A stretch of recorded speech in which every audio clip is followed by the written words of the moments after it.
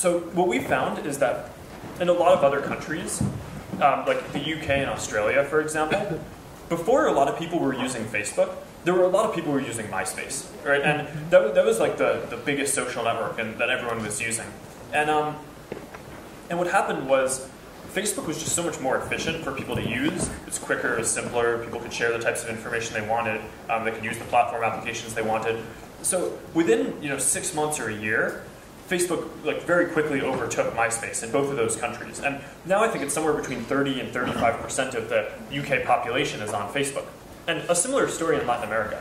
So there was very little use of Facebook in Latin America until people translated the site into Spanish. And then very quickly it took off, first in Colombia, then in Chile, and now Argentina, and Venezuela, and Bolivia, and just like a bunch of other countries.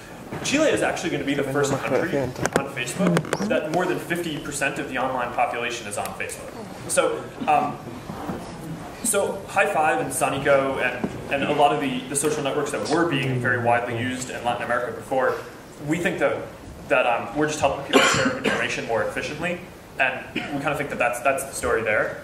So I mean, in some of these countries in Europe, like here, for example, or in Germany, where there are other clone sites, I think that over time, if we just focus on building a good product, that we'll be able to have the same success there. At least we'll have a pretty good chance at it. So there are a number of examples across the world where we've been able to overtake someone else as the platform that people use to share. And from what I can tell, there are no examples the other way.